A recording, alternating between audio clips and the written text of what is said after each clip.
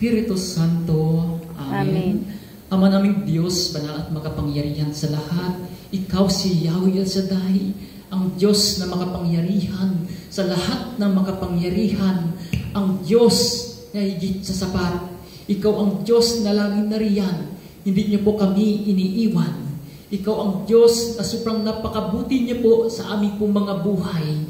Kaya Ama, sa mga sandaling ito, muli po namin, O Diyos, inilalapit sa inyo ang aming pong mga buhay.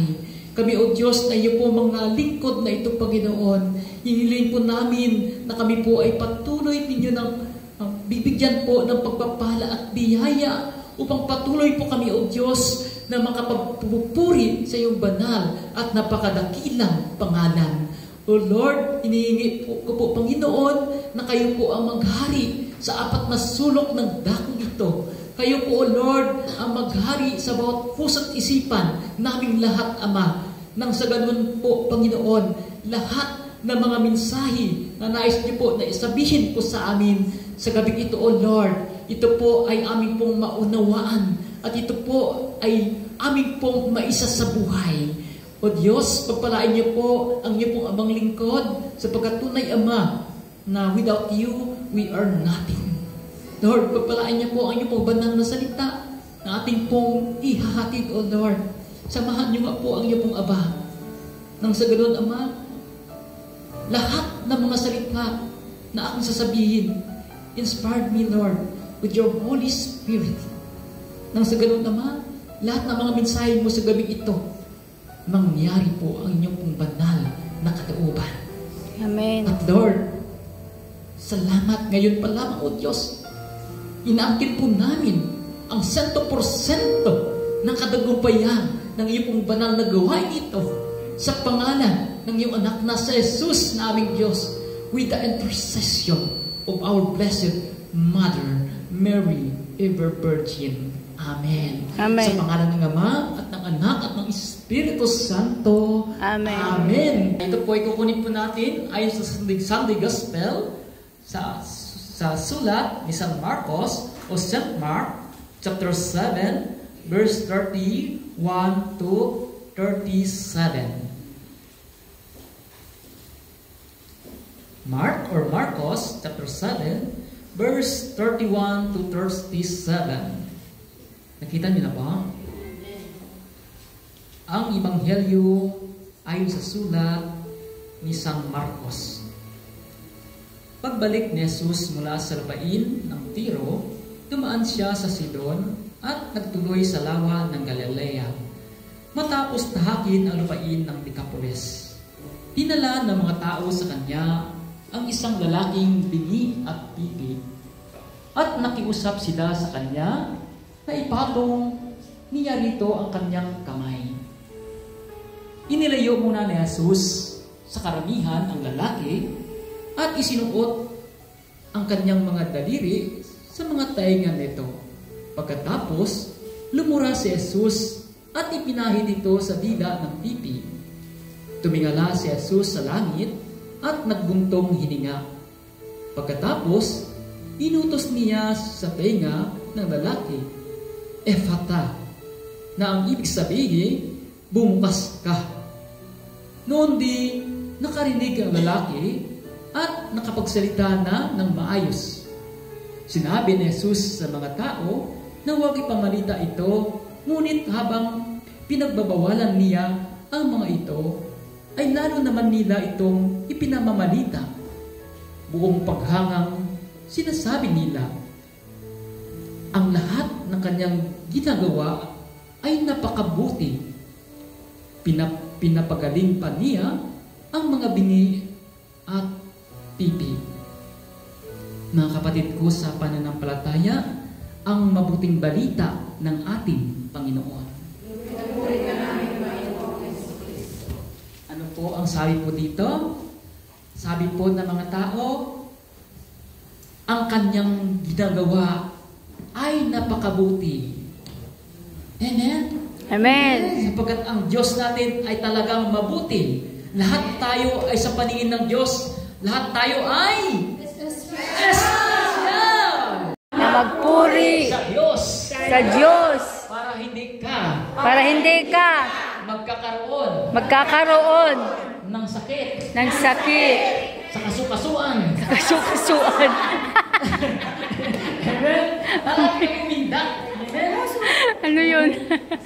Sabihin mo, kapatid. Kapatid, I love you. I love you. With the love of the Lord. With the love of God. Sabihin mo, do you love me too? Do you love me too? Anong sagot niya? Amen. Sabihin mo, dahil amin ang sagot mo, Dahil amin ang sagot mo, pwede ka nang umupo. pwede na kayo umupo. Hindi amin. Hindi opo. Ano ba talaga, kuya? Mga tao na buong paghangang sinasabi nila ang lahat ng kanyang ginagawa ay napakabuti. Napakabuti ng ating Diyos. Kaya yung ating pong tema ngayon ay The Wonderful Good Works of Jesus. Sabihin niyo nga, The wonderful good works of Jesus. Ano sa Tagalog yun? Ang kahangahangang mabubuting gawa ng Panginoon Jesus o ni Jesus. Amen pa? Amen. Naniniwala naman tayo na ang Diyos talaga ay mabuti. Amen po ba? Amen. Amen? So hindi po natin may deny. Itong mga tao ito talaga nanggigilalas pa talaga sila. Buong paghanga na sinabi nila, napakabuti ng kanyang ginagawa. Amen? Amen. Sa ating mga buhay, napakabuti ng Diyos, napakabuti ang kanyang ginagawa sa ating buhay. Amen? Amen po ba? Amen. Kaya may 3 puntos po tayo pagninilayan po dito po sa ating gospel tungkol sa the wonderful good works of Jesus or ang kahanga-hanga mabubuting gawa ni Jesus. Oh, number 1. Ano po yun? Ang ginagawa ng ating Panginoon. Patunay na ang kanyang ginawa ay nakahanga-hanga at napakabuti. Number 1. Ang ating Diyos ay siya ang Diyos na hindi nagtatangi. Hindi nagdidiskrimina. He does not discriminate. Amen? Amen. Napakahanga-hanga po kapag hindi ka po nag-discriminate ng kapwa mo. Amen po? Amen. Sabi mo sa katabi mo, ikaw ba'y nagtatangi? Ikaw ba ay nagtatangi? So, hindi po natin matatago. Tayo minsan. Nagkaroon din po tayo ng pagdiskrimina sa ating kapwa. Amen po? Pero ang Diyos, hindi po siya nagdidiskrimina sa tao. Amen? Amen? Amen. Bilang patunay, sabi po niya sa Roma chapter 2 verse 11, sabi po dito, sapagkat ang Diyos ay hindi nagtatangi ng mga tao. Di ba po? Pinatunayan po ng Bible na ang Diyos ay hindi nagtatangi ng tao. At dito po, kung ating mababasahin po dito po sa second reading, ito po ang babala po ni Santiago na kapag daw ay pumasok sa inyo ay kapulungan ay yung tao na marami siyang alahas, maganda kanyang damit, tapos inaasikaso niya sa ng mabuti. At kapag may pumasok naman na tao na puro susi ang kanyang mga damit, puro susi na lang. Susi po nakalagay dito sa Bible, ay susi po yung sinasabi ko. Amen? Puro susi-susi, parang kumbaga, tapit-tapit na lang yung damit niya talaga. Tahi-tahi. Tahi-tahi. Tugtong-tugtong, kabit-kabit, no? Para lang magkakabit-kabit. Ano po kayong mga bit? At pag sinabi mo daw doon, doon sa mahirap, nasabihin mo sa kanya, diyan ka na lang. O, tatayo ka na lang diyan. Pero yung itong magharang damit at maraming alahas, sabihin mo, dito ka umupo. Sinasabi ko doon sa second reading natin, kayo ay nagtatangi na ng mali. Mali. Mali. Mali. Amen? Mali. Kaya pinapatunayan dito na hindi tayo dapat na magdiskrimina o magtatangi ng ating kapwa. Ano po sinasabi sa ating salmo ngayon? O sa Psalm 145 verse 9. Sabi po dito, siya ay mabuti at kahit kanino'y hindi nagtatangi sa kanyang nilikha. Ang pagkalinga niya ay mamamalagi. Naunawaan po ninyo, Tagalog ko? Parang, amen. Parang kunti lang yata nakaunawa sa aking Tagalog. Amen. Kunti lang nakaunawa sa aking Tagalog. Amen. Ibig sabihin, kunti lang talaga nakaunawa sa aking Tagalog. Mabilis ko ba ako magsalita? So dito po, napatunayan po na sinasabi po dito sa Salmo ay napatunayan po ng ating Panginoon sa Gospel. Amen ba? Ha? Nilapit ng mga tao sa Kanya yung isang taong pipi at bingi. No? Parang sinasabi doon ay parang hindi daw siya talaga pipi, parang utal. Parang utal. Sa ibang version, utal.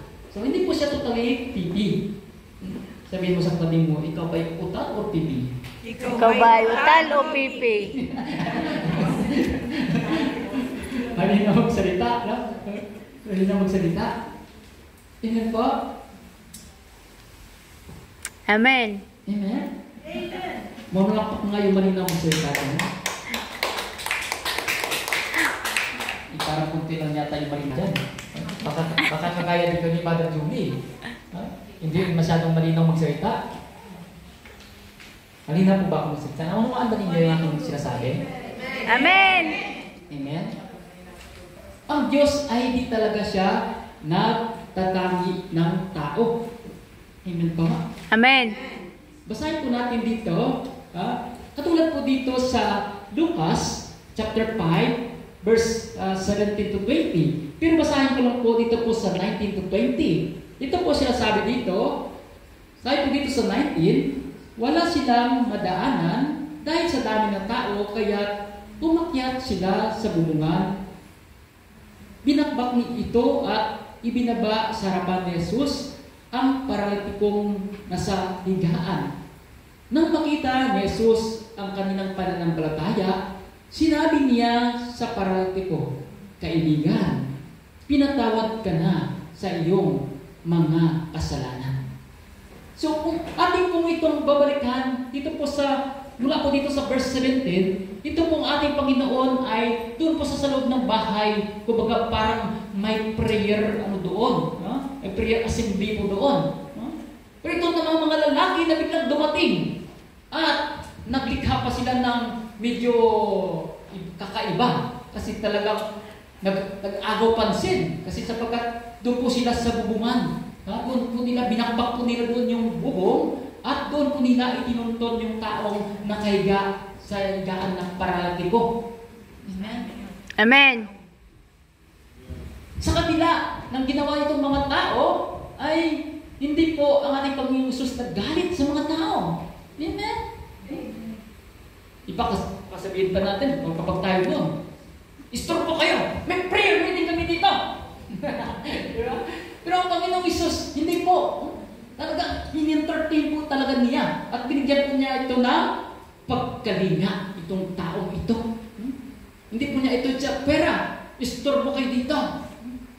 Alam niyo na may prayer, ano kami dito? Prayer meeting kami dito. Bigla na lang kayo lumusok sa bubungan. At ibabawa dito yung taong parating niya. Diba? Pero ang Panginoon, hindi po. Talagang, nung nakita niya ang pananampalataya ng mga tao, agad-agad niya sinabi, kaibigan, pinatawad na ang iyong mga kasalanan. Amen. Sabihin mo sa katabi mo, ikaw ba'y paralitiko rin? Ikaw ba'y paralitiko rin? Minsan tayo, naparalisa din tayo minsan, di ba? Napaparalisa din tayo. Ayaw ko mag-confess. Wala ka. Napaparalitika na. Ayaw natin lumapit. Ayaw natin lumapit sa Diyos. Bahala na. Kahit lubog na lubog ako sa kasalanan. Ayaw gumalaw. Ayaw, pinatamad. nagsabing magsimba kayo, ayaw kumalaw. Tinatamad ang pumunta ng simbahan. Ay, may gawain niya yung sister. Ay, nakakatamad, brother. Parang paralyzed. Ayaw kumilos. Diba? Tinatamad sa buhay. Amen? Amen po ba? Amen! So, ang ating Panginoong Isus talaga ay, ang kanyang paanyaya sa mga tao ay lumapit sa Kanya. Diba? Lumapit sa Kanya, ibigay buong sarili, puso't kaluluwa. Sabi po sa Matthew chapter 11 verse 28, sabi ng ating Panginoong Isus, lumapit kayo sa akin, kayong lahat na nahihirapan at nabibigat ang lubha sa inyong pasanin, at kayo'y bibigyan ko ng kapahingahan. Amen! Kapag bigat na tayo sa ating buhay, lumapit tayo sa Diyos. Amen! Hirap na hirap ka na sa buhay mo, parang pasan mo na ang daigdig. Tingnan mo si Jesus. Amen! Pasan ang cross. Diba? At ang cross na yan, napakabigat. 60 kilos. Pinasan ni Jesus. Para sa iyo, para sa akin, para sa ating lahat. Para tayong lahat ay maligtas. Amen. Amen ba? Kaya lahat tayo ay inaanyahan ng Panginoon sapagkat lahat tayo ay Kanyang iniibig. Amen? Amen. Nagpakamatay siya sa krus para sa ating lahat ng mga sumasampalataya sa Kanya. Lahat ng sumasampalataya sa Kanya nung pagkamatay ni Jesus at muling pagkabuhay, lahat ay niligtas niya. Lamang, habang tayo nabubuhay, hindi pa natin masasabi na tayong lahat ay lubos ng ating kaligtasan sapagkat maaari pa rin tayong magkasala. Amen? Amen. Sapagkat sinabi po sa Bible or sa ano ba yun? Sa last na ng Bible natin, ano ba yung tawag doon? Revelation. Walang makakapasok sa langit kahit may kunting mantsa lamang, may dumi ka lang. Amen? Kaya meron po tayong sacrament of reconciliation. Kaya kapag tayo ay nagkasala, maaari tayong mapapahamak. One mortal sin, automatic pag hindi ka nagsisi, pag namatay ka, mabilis ka pa sa racket, papuntang inferno. Kapag ikaw naman ay banal na banal, wala kang kasalanan, kahit binyasin, wala kang kasalanan. Pagkamatay at pagkamatay mo, mabilis ka pa rin sa racket. Nasa langit ka na agad. Amen. Amen? Kaya anong gagawin natin? Palaging lumapit sa Diyos sapagkat siya ang nagbibigay sa atin ng kapahingahan. Sapagkat lahat tayo ay Kanyang inanyayahan. Lahat tayo ay gusto niyang bigyan ng kaginhawaan. Amen. Ano ang kaginhawaan ngayon? Walang iba kundi ang buhay Na walang hanggan. Amen po? Amen. And number 2, ano ba ang meron sa ating Panginoon na kung bakit siya ay kahanga-hanga at mabubuti ang kanyang mga gawa? Kahanga-hanga mabubuti ang kanyang gawa. Number 2, He came to heal the sick. Naparito siya upang pagalingin ang mga may sakit o may karamdaman. Sabihin mo sa kanila, may sakit ka ba? May sakit ka ba? Sabihin mo, huwag kang mag-alala. Huwag ka mag-alala. Naparito si Jesus. Naparito si Jesus Upang ikaw ay Amen? pagalingin. Amen. Sabihin mo, ngunit ang tanong ko sa iyo. Sabihin mo, ngunit ang tanong ko sa iyo. Ngunit ang tanong ko sa iyo, Ikaw, ano ang dala mo? ano ang dala mo? Healing Healing o harming? o harming? Healing. Healing or harming? Healing. Pahamak or kagalingan? Harm.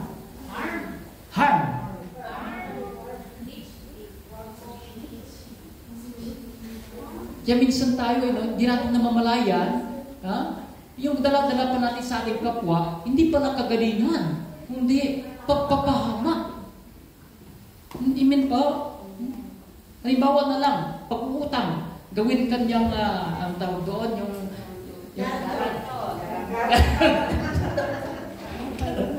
garantor. Ikaw naman, ang bait-bait. Di ba? Okay, sister. Okay, sister. Garanturan kita. Nung bayaran na, Wala na si sister. Sa akin. Di ba? Di daladalan niya pala, hindi pala yung kagalingan, hindi yung kakabuti ng kapwa niya, kundi kapahamakan. Kapahamakan. Isinobon niya. Di ba ba? Sabihin mo sa tabi mo, may kilala ka ba gano'n? Ay, kilala ka bang ganun? Talagang meron, ano?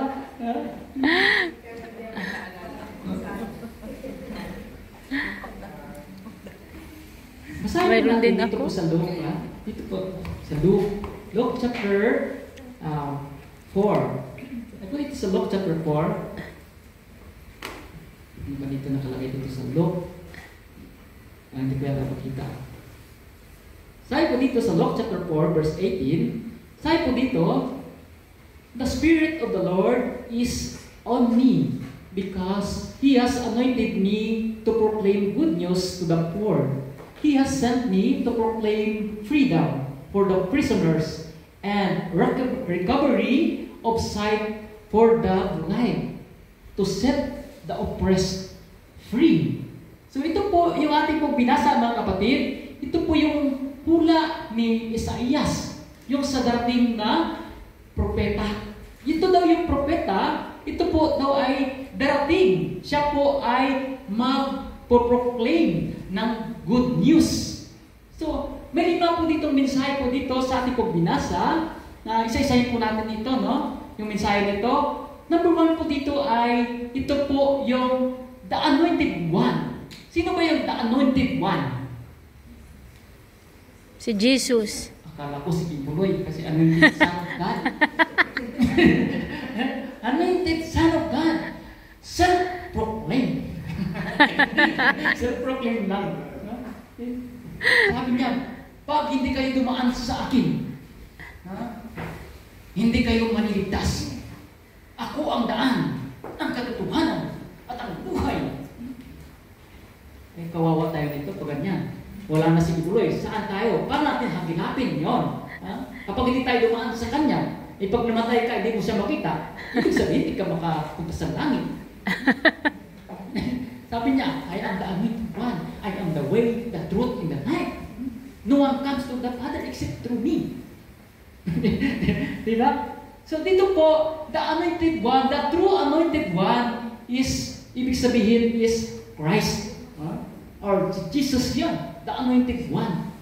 Wala nang ibang anointed one dyan. Kundi maliban kay Jesus. Kristo. Ay Jesus. Amen po? Amen. At number 2, ay dito po sabi dito ay proclaim good news. To proclaim the good news. Si Jesus daw ay parito para magpapahayag ng mabuting balita. At ito yung mabuting balita ay connected po ito sa kagalingan. Word of God brings healing. Word of God gives healing. Amen? Sabi sa Kawikaan chapter 4 verse 20 to 22, sabi po dito, aking anak, salita ko ay pakinggan mong mabuti. Pakikinig mo ay ikiling sa aking sinasabi. Ano ba yung ikiling? Ipakikiling? Parang, ano mo siya? Para itagilid mo yung tenga mo sa kanyang sinasabi. Yan. Naintindihan ba ninyo yun? Medyo malalim yung ikiling na salita. Ikiling mo sa ang iyong pagkinig ay ikiling sa aking sinasabi. Parang kumbaga parang gano'n. Sa aking sinasabi. So dito po ay kumbaga kapag tayo po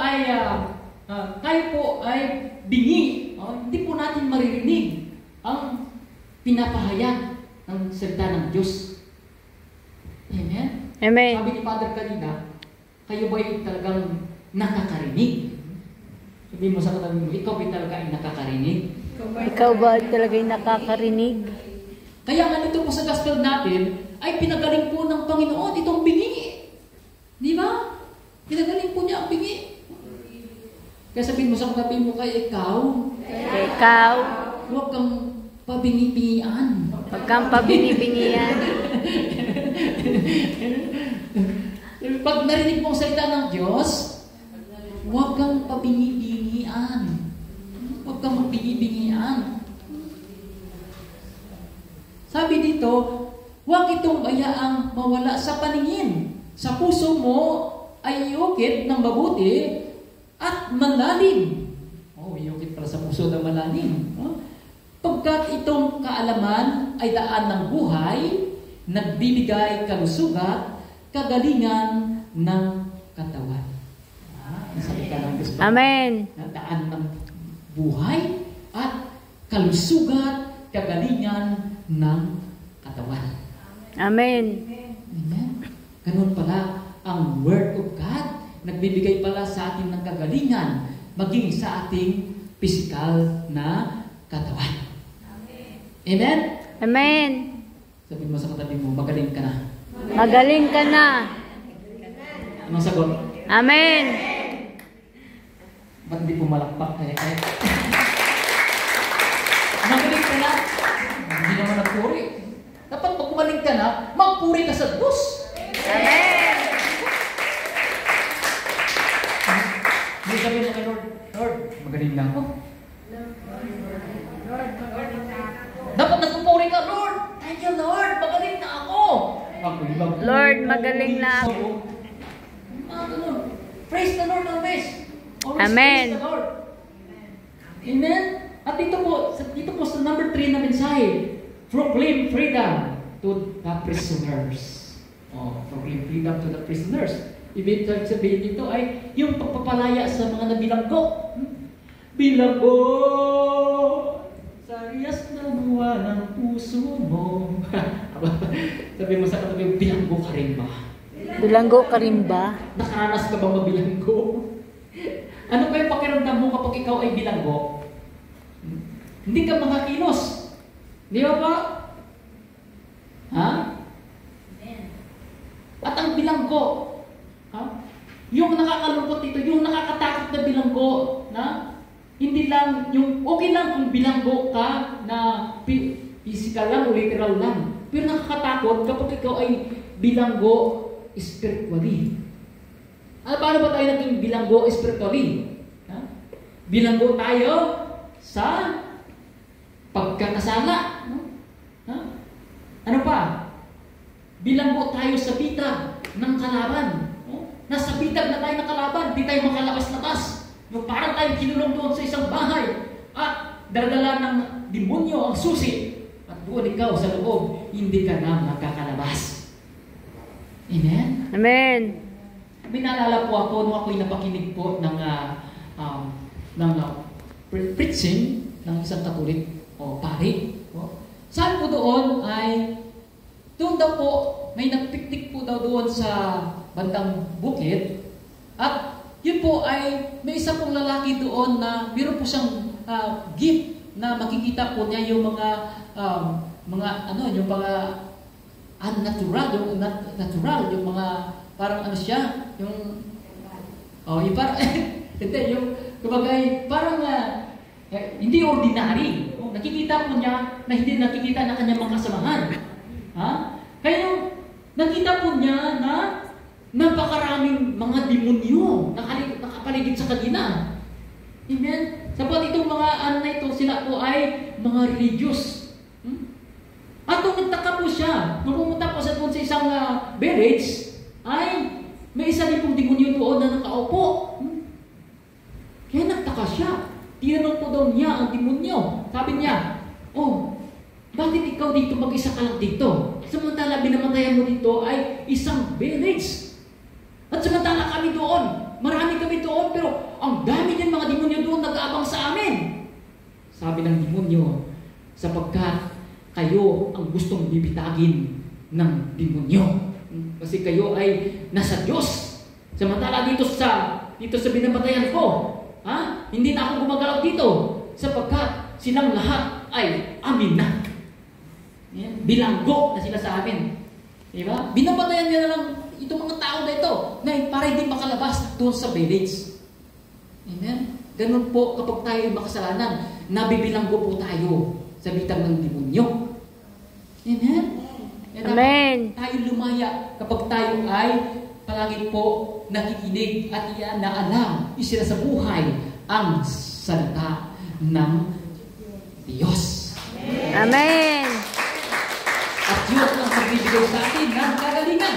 And number 4, sabi ko dito sa mensahe ay recovery of sight of the blind. Sabihin mo sa katabi mo, bulag ka rin ba? Bulag ka rin ba? Bulag sa pag-ibig. Bulag. Alam niyo mga kapatid, mas maganda pa nga, sinasabi nga sa Bible, na mas maganda pa nga daw yung wala nang isang mata mo, bulag na isang mata mo. Ha? At ikaw makapasok sa langit, kaysa dalawa ang iyong mata, na yun naman ay dadalhin sa impyerno. Di ba? Ano kaya yun? Yung bulag. Ha? Nagbulag-bulagan na tayo, nagkakasalanan na tayo, bulag-bulagan. Wala akong kasalanan. Siya may kasalanan. Wala akong kasalanan. Ano pa yung confess ko? Di naman ako nagkakasala. Di ba? Nagbubulag-bulagan tayo sa mga pagkakasala na ginagawa po natin. Ha? Minsan ganun tayo. Yun po tatawag na spiritual blindness. Kaya wag po tayo maging bulag-bulagan. Ha? Alamin natin ang katotohanan. Amen? Amen. The word of God will set us free in the prison or uncover our spiritual blindness. Amen? Sabi mo sa John chapter 8, verse 31 to 32, sabi po ng ating Panginoong Hesus, kung tinutupad ninyo ang aking aral, kayo nga'y tunay na alagad ko. Makikilala ninyo ang katotohanan at ang katotohanan ang magpapalaya sa inyo. Ano daw? Kapag sinusunod natin ang aral ni Kristo, siya ang magpapalaya sa atin. Amen. Magpapalaya sa atin sa paghawak ng kalaban. Amen. Amen. Sabihin mo, are you free? Are you free? Sagot.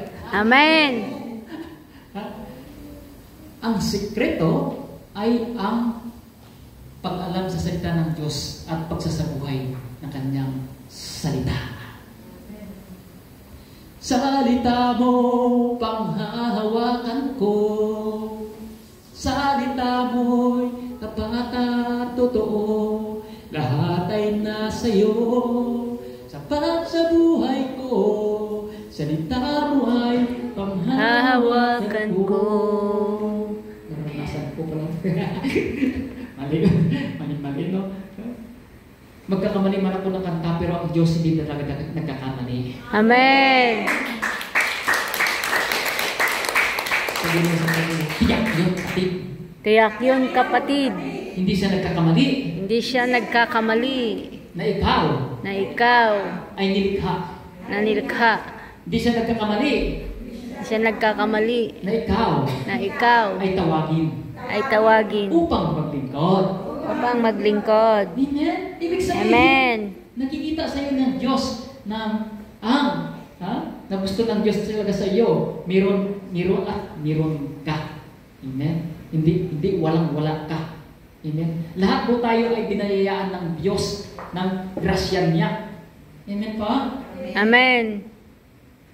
To set the oppressed free. Ano po yung set the oppressed free? Palayain ang mga inaapi. Inaapi na demonyo. Yung sabi natin kanina, no? Set the oppressed free. Yung oppressed ay yun po yung tinatawag sa Tagalog na inaapi or naaapi. Naapi-api. Nakaranas na ba kayo inaapi kaya? Hindi pa. Pero ang demonyo, hindi natin namamalayan na tayo pala ay inaapi na. Diba? Pag inaapi ka, mabilis ka biglang biglang, agad yung niya, bali agad yung, ano ba yan? Sabi nila, yung tuktok. Bali agad yung tuktok niya. Pag nakarinig ng medyo matigas-tigas na salita, bari agad ang tuktok. Diba? Hindi na mapagsabihan. Mabilis magalit. Mabilis magtampo. Diba? Ganon yun. Na-oppress na tayo. Sabi ng Diyos, magpatawad ka. Hindi ko talaga mapapatawad dyan. Puputi lang wag, hindi ko talaga mapapatawad dyan. Diba? Luluha ka man ng dugo. Hindi ko talaga mapapatawad dyan. Doon po natin nakikita na tayo pala ay oppressed na. Ina-oppress na tayo ng demonyo. Kaya ang ating Panginoong Hesus, o dito po sa simbahan, ay meron po tinatag ang ating Panginoon o ang kanyang mga ministries. O, ministeryo ng ating Panginoon. Ano ba mga ministeryo ng ating Panginoon? Na ministry of Jesus. Preaching, teaching, healing and deliverance, and exorcism. Yun po, biblical po yan. Yun po ang ginawa ng ating Panginoong Hesus nung naparito po siya sa mundo. Diba? Maliban sa nagtuturo siya, nagpipreach siya, ay nag-ano din siya, nagpapalayas din siya ng mga demonyo. Healing and deliverance. Amen? Kaya dito po natin makikita po ang healing and deliverance, nandito po yung authority dito po sa simbahang Katoliko. Amen? Amen. Kaya po tayong seven sacrament. Alam ba ninyo yung seven sacraments? Ilan yung seven sacrament? Seven pala, no? Kala ko din yun. Ano ba yung mga seven sacrament? Ano yun? Marriage. Baptisa? Confirmation? Ano pa? Holy orders? Ano pa? Matrimony? Matrimony. Ano pa? Confession? Ano pa? Anointing of the sick? And Eucharist. Parang nakakalimutan na natin, no? Simple sacrament lang yan, no? Parang nakalimutan na natin, no? Diba? So, seven sacraments classified into three categories. Seven sacrament. Ano po yung una? Number one. Ano po yung ano yun? Yung tatlo kasi. Siya. Dinivide siya, inuri siya ng tatlong bahagi. No? So, classified into three categories. So, number one, sacrament of initiation. Ano ba ang sacrament of initiation? Yung baptism and confirmation. And sacrament of commitment, number two. Sacrament of commitment. Ano yung sacrament of commitment? Holy orders and matrimony. Ano ba yung holy orders? Yung pagpapari, mga obispo. Ano yung matrimony? Yung kasal, yung pagkaasawa. No? Kaya sabihin mo sa katabi mo, kaya huwag ka matakot mag-asawa. May asawa na. Pag may asawa ka na, siyempre, huwag ka na ulit mag-anak pa. Lalabagin mo na itong yung sacrament of matrimony. Kakasuhan ka ng bigamy. Concubines. Diba? At pangatlo, sacrament of healing. Diba? Dito lang natin matatagpuan sa simbahan na tinatag ng ating Panginoong Hesus. Ano yung sacrament of healing? So may tatlong uri ng sacrament of healing. Una, confession or sacrament of reconciliation. Sabi po ng mga pari natin, mga exorcist natin, one contrite confession is equivalent to 100 times yung tawag dyan, ano ba tawag doon? Yung pinakalalim na kapag naposes po yung tao ay itong one contrite confession talaga is equivalent po siya sa ano ba tawag doon? Nakalimutan ko eh. Yung sa exorcism na ano ba yung tawag yun? Yung malapit ko na malalay. Sa dulo ng dilaw. Solemn exorcism. Equivalent sa 100 times solemn exorcism. Biruin mo, one contrite confession, yung totoo na pagsisisi mo pala. Equivalent pala yun ng 100 times solemn exorcism. Very powerful pala itong sacrament of reconciliation or confession. Very powerful pala yan. Hindi na natin alam. Kaya kapag tayo po ay nagkakasala, lalo na pag mortal sin, dapat magsisid ka. At i-confess mo yun sa pari. Amen pa? At lalayas po ang demonyo, hindi po siya kakapit sa iyo. Mawawala ang iyong kasalanan. Hindi ka naging marumi sa harapan ng Diyos. Naging kalugod-lugod ka na sa harapan ng Diyos. Amen. Ano pa? Maliban sa confession, ano yung isa kanina? Anointing of the sick. Diba? Kaya kapag tayo po may sakit o karamdaman na matagal na, hindi ka gumagaling. Andyan naman, nagpapadoktor ka naman, nagpapasikap ka naman. Hindi ka pa rin gumagaling. Maring, baka may sakit ka, spiritual yan. No? Baka ino-oppress ka na ng demonyo. Pwede ka lumapit sa pare. No? Well, lahat ng pare pwede maka-deliverance. Actually, di ba ng exorcism? Kasi talaga exorcism, para po talaga yan sa mga pare na exorcist. Amen? Pero pwede makapag-exercise ang mga pare minor exorcism. Minor exorcism na gawin nila, mga pare. Pero pag solemn exorcism, hindi na nila pinigawin yun. Nakatalaga po lang ito sa mga exorcist. Amen? Kaya nakakalungkot sa akin, lumaki pa ako sa probinsya, na kapag may pari na pumunta po sa amin, ay ibig sabihin po niyan ay magtatanong-tanong na po kami, sino ba dito may sakit? Sino ba dito yung malapit na mamatay? Kasi may pari. Diba? Alam na. Kapag may pari, ibig sabihin, may mamatay na. Diba? Ganun yung ano namin noon. Yun ang nasa isip namin noon. Kapag may pari pumunta doon, ay may sakit siya, no? Aba, may pari na. Ayun na, mamamatay na pala yan. Diba? Imbes na sacrament of healing, ginawa nilang sacrament of killing.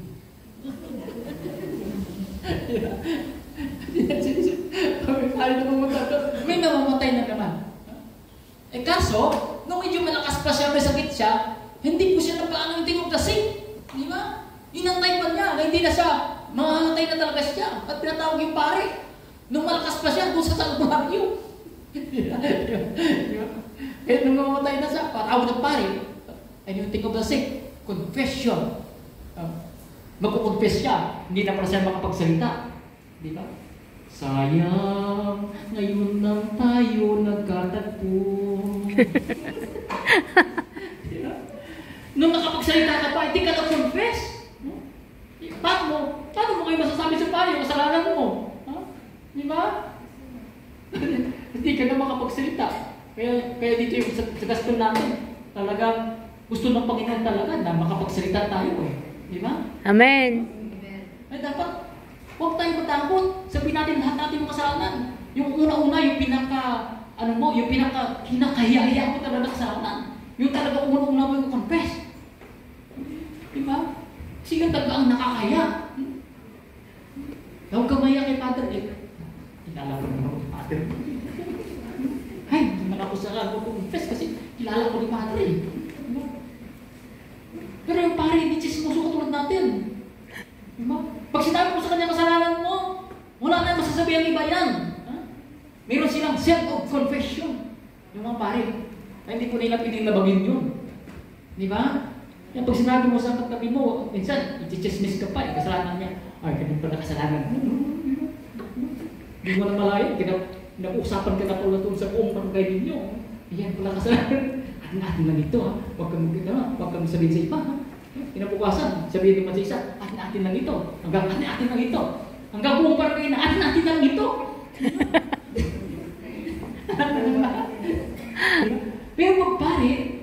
may shield of confession sila, hindi nila pwedeng sabihin ang inyong mga kasalanan. Yan ba? At yung pangatlo ng Sacrament of Healing is Eucharist. Eucharist. Kaya napaka-importante na tayo ay palagi tumatanggap ng body of Christ. Kaya nga kapag tayo mortal sin, hindi po tayo pwedeng mag-receive ng body of Christ. Hindi po tayo pwedeng mag-receive ng Eucharist. Kasi imbes na pagpapala ay sumpa. Diba? Sabi po yan sa 1 Corinthians 11 verse 27. Kapag hindi ko po karapat-dapat na tumanggap sa katawan at dugo ni Kristo at ikaw ay tumatanggap, ay nagkakasala ka sa kanyang katawan at dugo. Amen? Amen. Pero kapag ikaw ay nasa estado ng grasya ng Diyos, kapag nag-receive ka ng Eucharist, kapag ikaw ay masakit, araw-araw ka magtanggap ng Eucharist. Araw-araw. Araw-arawin mo ng Father. Araw-araw na lang ay naghihintay sa iyo. Sabi ni Father sa iyo, araw-araw na lang, inaantay kita dito.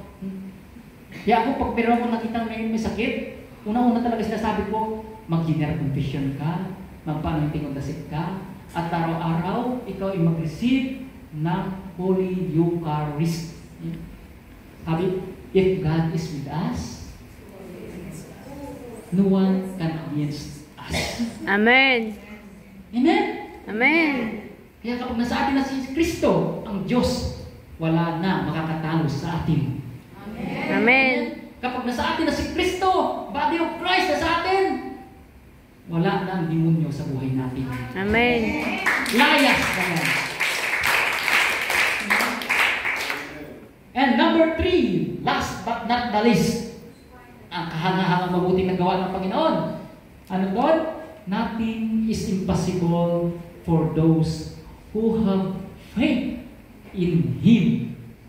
Amen. Yun po yung kahangahangang mabubuting gawa ni Jesus. Mananampalataya ka sa Kanya at tiyak na lahat ng bagay sa iyo ay posible ibibigay ng Diyos sa iyo. Amen. Walang imposible sa Kanya sa lahat ng mga nanalig sa Kanya.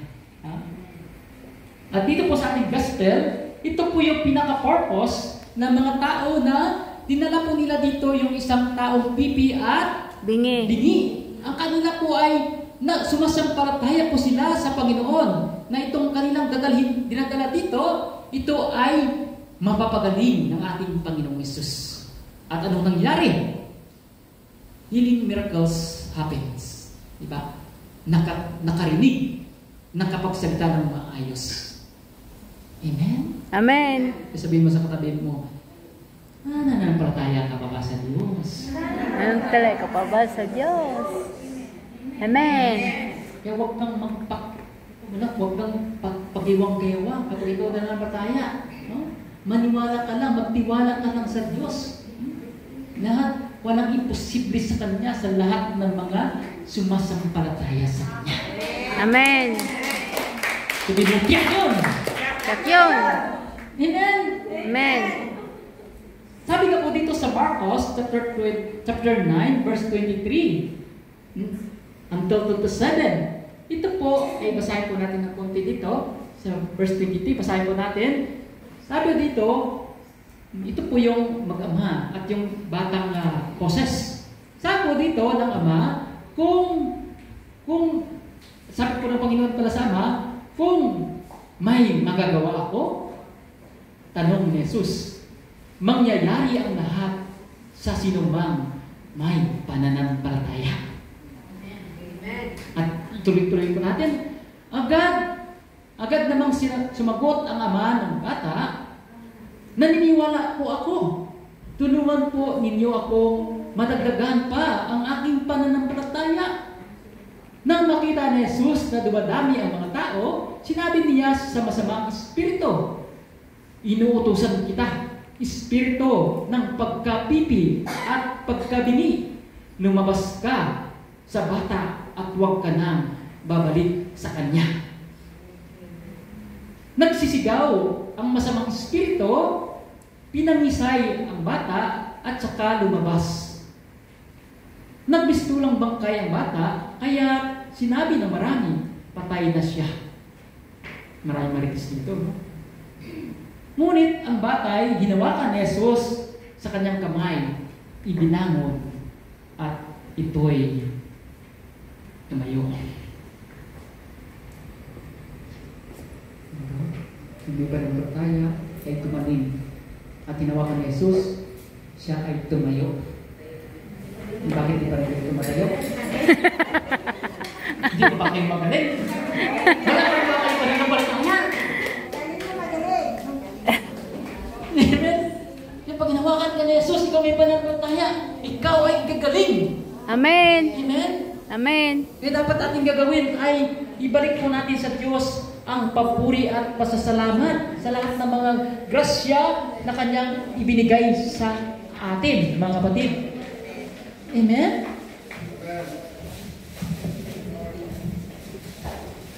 Tayo po, balikan po natin sa ating pong Salmo, dito po sa 145, verse 5 to 7. Tayo po dito, ang karangalan mo at pagkadakilay, ipamamalita. At isasaysay ko ang mga gawa mo na kahanga-hanga, ang mga gawa mong na makapangyarihay, ipamamalita sa lahat ng tao, aking sasabihin, ikaw ay dakila. Ihayag nila ang lahat ng iyong mga kabutihan, aawitin nila ng may kagalakan ang iyong katuwiran. Ang Diyos, hindi po kulang ang kanyang biyaya sa atin. Kaya tunay na dapat lamang ibalik natin sa Kanya. Wala na po tayong ibang may babalik sa Kanya, kundi yung papurihan siya, dadakilain siya. Sapagkat siya ang nariyan na hindi po siya kumikiling, hindi po siya nagdidiskrimina, hindi po siya nagtatahi sa atin. Bawat isa sa atin, Kanyang minamahal, Kanyang iniibig. Walang itsapwera sa ating Diyos. At naparito nga siya upang pagalingin ng lahat na may mga sakit at karamdaman. At kahit sa mga oras na ito, mga kapatid, kung ikaw man ay may sakit at karamdaman, huwag kang mag-alala. Patuloy ka lumapit sa Kanya. Pagsisiyan mo yung mga kasalanan at tiyak yun, gagaling ka din. Gagaling ka rin.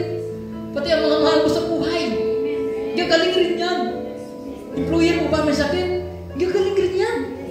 Amen. Sa paglilingkod mo ng tapat sa Diyos, lahat ng mga maisip mo ngayong pangalan, pagalingin ng Diyos yan. Amen. Huwag kang mag-alinlangan. Ikaw na sumusunod sa kalooban ng Diyos. Ikaw na tumataliba sa kanyang mga salita. Claim it. Huwag kang mag-alinlangan. Ano ba yung karamdaman mo dyan? Claim it. Napagalingin ka na ng Diyos sa gabing ito. Amen. In the mighty name of Jesus, I ask healing. In the name of Jesus, I ask healing and deliverance. In the name of Jesus. Amen. Lahat ng mga may sakit at karamdaman, O Lord, sa aming mga mahal sa buhay, Panginoon, kamag-anak, employer, lahat, Panginoon, na lumalapit po sa amin, humingi po sa amin, O Lord, ng panalangin, Lord, sa mga oras na ito, O Lord. Inaangkit po namin, O Diyos, na silang lahat, Panginoon, inyo na pong pinagaling, O Diyos. Amen. Hallelujah. Hallelujah. Kaya mga kapatid, itaas mo ang iyong ano ba gusto mong itaas sa Panginoon? Prayer request. Ano ba gusto mong ipagpapalain ng Panginoon? Itaas mo. Huwag kang mag-alinlangan. Itaas mo yan sa Diyos. Kapagkat tunay na ang Diyos, siya ang Diyos na walang imposible sa Kanya. Sa lahat ng mga sumasampalataya sa Kanya. Sabi ng Diyos, kapag kayo ay humiling na walang pag-alinlangan, ay inyong matatanggap. Amen. Amen. Kaya yung prayer request na yan, lahat na nakasulat dyan, at maging sa iyong iniisip ngayon, ang kinin mo na yan, as long na ikaw ay talagang sumusunod sa kalooban niya. Pero para tayo lumaya, mga kapatid, kung sa pakiramdam natin na talagang parang wala nang kagalingan, palagi natin sabihin sa Panginoon, Lord, your will be done. Lord, your will. Amen. Yun po ang pinakarurok ng ating pananampalataya. Maaari ginagamit ng Diyos ang karamdaman mong iyan para sa conversion ng lahat ng mga masamang tao. Para sa conversion ng iyong mga mahal sa buhay. Para sa kagalingan ng lahat ng mga tao na inyong gumalapit sa iyo. Sa mga mahal mo sa buhay na may mga sakit at karamdaman. Mayroon pang mga kamag-anak na lulong na sa bisyo, drug addict. Maaring ginagamit ng Diyos ang iyong karamdaman. Tinatawag po diyan, mga kapatid, ay sacrament of yung paghihirap, suffering. Amen? Kaya huwag kang mag-alala. Sabihin mo palagi sa Diyos, Lord, your will be done. Amen? Amen. Kasi kung pagkagalingin ka ng Diyos, kaya ka niyang pagalingin. Amen. Amen? Kung hindi ka man niya papagalingin, may purpose para sa kakabuti ng ating kapwa. Amen. Amen? Kaya, malaya na tayo. Amen? Hayaan mo ang sarili mo na maging malaya ka sa paglilingkod sa Diyos. Whatever it takes, always see the Lord. Lord, your will be done. Amen. At patuloy ka na magpupuri sa Diyos. Amen. Amen. Lord, salamat po, Panginoon. Inaangkin na po namin ang lahat po ng aming mga prayer request niyo na po tinutugon. At ganoon din po, Panginoon, sa mga naghandog ikaw po, Panginoon, sa inyo pong sinabi, O Lord, na kapag kami ay magbigay, ibalik niyo po sa amin, higit pa sa aming inaasahan, siksik-liglig at umaapaw pa. Lord, salamat po, Panginoon, sa inyo pong mga banal na mensahe, na aming pong napagsasaluhan sa gamito, na aming pong nakuha, O Lord. Huwag niyo pong hayaan, Panginoon, na ito po ay mawala po sa amin. Bagkus, O Lord, iukit niyo po ito sa aming mga puso. Palagi niyo po ipaalala po ito sa amin, O Lord, upang ito po ay amin po maging pagsanggalang po namin sa aming mga araw-araw na buhay, Panginoon. Ito po ang amin po maging giha sa aming pong buhay. Lord, patuloy po pagpalain kami lahat, Panginoon, lalo na po, Panginoon, ang Friday Prayer Group, Panginoon. Pagpalain po ang core group, pagpalain patuloy, O Lord, ang iyong mga awit na ito, ang iyong mga instrumentalist, Panginoon, at ang lahat, Panginoon, na wala pong sawa, na dumadalo po sa iyong banal na gawain. Patuloy po pagpalain, Lord God, ang lahat ng mga manggagawa, O Lord, sa buong mundo, Panginoon. At lalo na po dito sa bansang Israel, simula po sa Jerusalem, sa Haifa, at dito po sa Tel Aviv. Pagpalain po ang aming po punong lingkod, Brother Mike Zilodarde, ang kanyang po buong sambahayan, lahat ng mga councils, preachers, core group, war, instrumentalist. Patuloy kami po, Panginoon, dikisin niyo po kami ng iyong pag-ibig at pagmamahal. Ang sa ganun, Panginoon, lahat ng aming gagawin ito, Lord God, ito po ay maging kalugod-lugod sa iyong pong paningin. At ang aming pong pagpupuri ay lagi po na makarating po sa iyong pong banal na luklukan. Amen. Lord, salamat po sa iyong pong pagsama po sa amin at sa aming pong paglabas, pansamantala, paghiwalay-walay sa dakong ito, Panginoon. Patuloy kami ingatan sa aming pong pag-uwi, Panginoon. Awiin niyo po aming mga daraanan, ang bawat isa sa amin, saan man po ang kanilang pupuntahan, Panginoon, sa trabaho man po, O Lord, sa mga flat man po, Panginoon, sa pagbabiyahe, Panginoon. Ingatan niyo po ang bawat isa po sa amin, lalo na po, Panginoon, yung wala pong mga visa, Panginoon. Itago niyo po kami lahat, Panginoon. Itago niyo po sila lahat, Panginoon, sa paningin ng immigration, Panginoon. At kami lahat, Panginoon, ay makabalik po sa aming pong pinanggalingan, na lahat po kami ay ligtas at malakas. Amen. At patuloy kami, O Diyos, na may magkaroon ng kalakasan na namang pupuri sa iyong banal at napakadakilang pangalan. Kaya Ama, kayo po lahat ng papuri, parangal, pagsambat, pasasalamat sa pangalan po ng iyong anak na si Jesus na aming Diyos, with the intercession of our Blessed Mother, Mary, ever Virgin, with her spouse, Saint Joseph, the terror of Devon,